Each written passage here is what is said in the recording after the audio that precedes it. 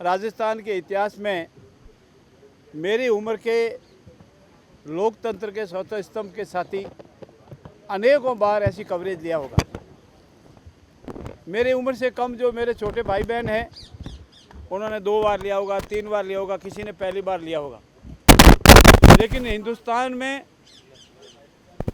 तो मुझे नहीं पूरी जानकारी, लेकिन राजस्थान के इतिहास में पहला अवसर है कि हमारे विजनरी राजस्थान के भागीरथ विकास को कृत संकल्प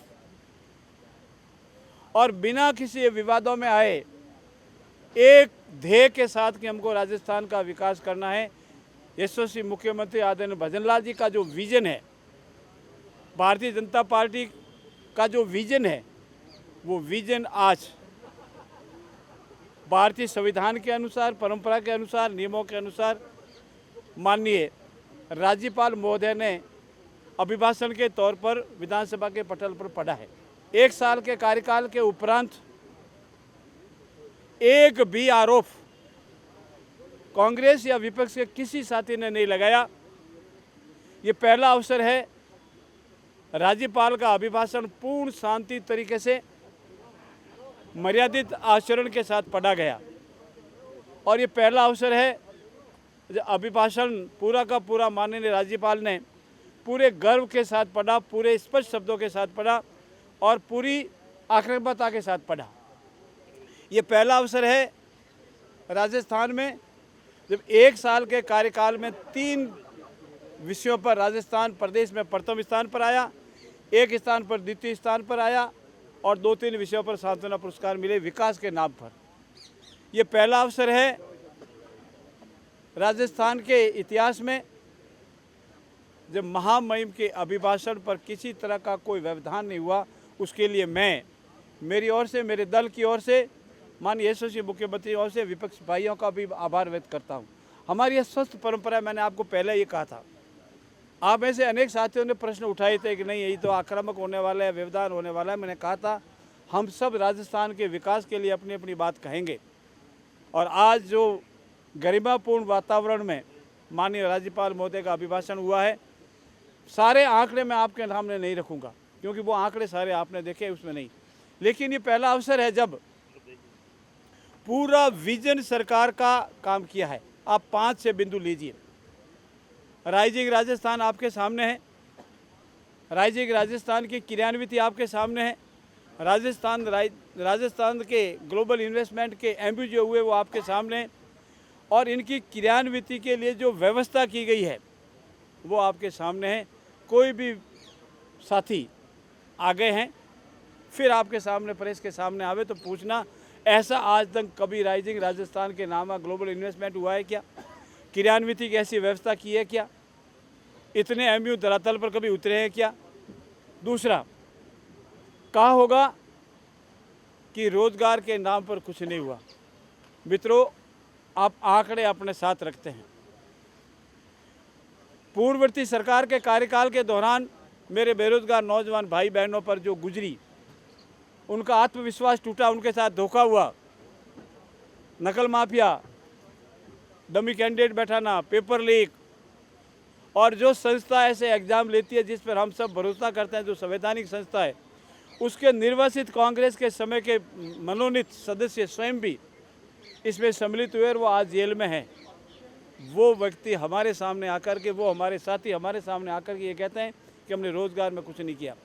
हमारा संकल्प है कि 60 लाख लोगों को रोजगार हम दे चुके हैं, 60 लाख लगभग। और हमारा संकल्प है, हमारा बजट आया था जुलाई में और अभी जुलाई आने में 3-4 महीने बाकी है मित्रों, 4-5 महीने बाकी है मित्रों। ये जब तक दोबारा हमारा बजट आएगा, हमने 1 लाख बेरोजगार नौजवान भाई बहनों को सरकारी नौकरी देने का जो संकल्प किया है वो पूरा होगा, उसमें कोई कमी नहीं रहेगी। और 5 साल में 4 लाख लोगों को रोजगार, सरकारी नौकरी देने का जो हमारा संकल्प है वो पूरा होगा। इसमें ज़्यादा ही होगा, 1%, आधा %, 2%, लेकिन इसमें कमी नहीं होगी। हमारा संकल्प है, हमने दृढ़ संकल्प है और हमारे रोजगार मेले लगते हैं। 60,000 की हो चुकी है, बहुत शीघ्र एक रोजगार मेला और लगने वाला है और जुलाई का बजट आएगा तब 1 लाख क्रॉस कर जाएंगे। तीसरा, वो मुद्दा लेके आते हैं लॉ एंड ऑर्डर का। आप सब साक्षी है राजस्थान की क्या हालत थी। बजरी माफिया, नकल माफिया, गिरोह माफिया, लूट माफिया, अतिक्रमण माफिया, उन सारे माफिया कांग्रेस के राज में पनपे थे। उन सारों माफियाओं को ख़त्म किया, उन माफियाओं पर नकेल कसी, उनको ये एहसास कराया कि ये राज फरियादी को राज है, ये राज माफियाओं का नहीं है। बिना किसी निष्पक्ष पक्षपात के जो जो अपराधी है उन पर नकेल कसी गई है। मैं संख्या का आंकड़ा मैं अभी नहीं दे पाऊंगा आपको निश्चित, लेकिन लंबे समय तक जो फरारी अपराधी थे उनको पहली बार पकड़ा है। आईटी की तरफ से जो फ्रॉड किए जाते थे पहली बार अलवर में आपने देखा, इस बार हमने उसकी अचीवमेंट हमने किया है। अपराधी भाग जाते थे फ्रॉड करके, जालसाजी करके, उन सबको हमने पकड़ा है। साइबर क्राइम में पहली बार अगर हिंदुस्तान में सबसे ज़्यादा एक्शन अगर किसी ने लिया है तो वो राजस्थान ने लिया है। तीसरा मुद्दा वो लेते हैं कि हमारा जो एसआईटी गठन वाला विषय था, चूँकि ये मामला न्यायालय में विचाराधीन है, न्यायालय ने स्पष्ट आदेश कर दिया है, इसलिए इस पर कोई टिक्का टिप्पणी करना ठीक नहीं होता है, क्योंकि सब जुडिस matter before the court. Next जो कहते हैं वो, और राजस्थान का यशस्वी विजेंद्र मुख्यमंत्री जी का कल संकल्प है जिसको हम भागीरथ की पदवी देते हैं। चाहे पूर्वी राजस्थान हो, चाहे पश्चिमी राजस्थान हो, चाहे दक्षिणी राजस्थान हो, चाहे उत्तरी राजस्थान हो, हमारा जो राम से हमने राम जल स्रोत, राम जल सेतु बनाया है। आप पूछिएगा राम सेतु, राम का मतलब राजस्थान, आर का मतलब राजस्थान, एम का मतलब मध्य प्रदेश, और राम सेतु जल का जो हमने आग्रह किया है 70,000 करोड़ आदरणीय यशस्वी प्रधानमंत्री नरेंद्र मोदी जी ने हम दोनों प्रदेश को दिए हैं, और उसकी क्रियान्वित शुरू हो गई, MOU एक्सचेंज हो चुके हैं। उसके बावजूद भी जिन्होंने 5 साल तक लगातार, मैं आरोप लगाता हूं कांग्रेस पर कि पूरे 5 साल तक ERCP पर उन्होंने राजनीति की, उसको लटकाया भटकाया। अनेक बार केंद्र सरकार द्वारा बुलाने के बावजूद भी तत्कालीन मुख्यमंत्री नहीं गए और उन्होंने कोई कार्रवाई नहीं की, और ये सरकार आने के बाद तुरंत कार्रवाई की। यमुना जल समझौता हो, जवाई बांध पुनर्पूरण की योजना हो, और नहर का MOU करना, वो सारे के सारे काम हुए हैं। जहाँ जल होगा तभी जल आगे बढ़ेगा। और साथ ही साथ शिक्षा का क्षेत्र हो, कृषि का क्षेत्र हो, अनुसूचित जनजाति भाई बहनों का क्षेत्र हो, सभी क्षेत्रों में इस सरकार ने अभूतपूर्व कार्य करके 1 साल में एक ऐतिहासिक कार्य किया है। और ये विजनरी डॉक्यूमेंट आज आपके सामने आया है, उसके आंकड़े आपके सामने हैं।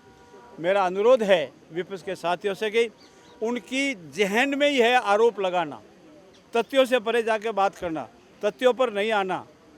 एक बार आप सब याद रखें, अगर तत्कालीन मुख्यमंत्री अपने शिक्षा मंत्री की मौजूदगी में, सबसे वरिष्ठ शिक्षकों की मौजूदगी में स्वीकार करवावे कि हाँ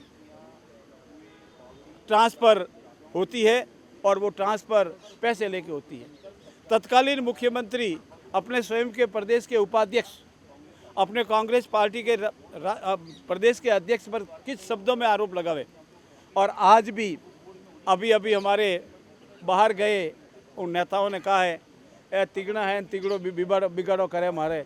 ऐसी जिन कांग्रेस की अंतर्कलह से जूझ रही है, आपस में भयंकर मनमुटाव है, विकास उनका मुद्दा नहीं है, ऐसे में मैं निवेदन करता हूं भारतीय जनता पार्टी राजस्थान को 2047 तक हिंदुस्तान प्रदेश में सबसे विकसित राज्य बनाने के लिए संकल्प है, और इसी का विजनरी डॉक्यूमेंट आज महामहिम राज्यपाल के अभिभाषण से पेश हुआ है। मैं महामहिम राज्यपाल का भी बहुत बहुत आभार व्यक्त करता हूँ, अभिनंदन करता हूँ कि उन्होंने पूरा विजनरी डॉक्यूमेंट यहाँ पढ़ा। आपका भी बहुत बहुत धन्यवाद कि आपने उसे कवरेज किया।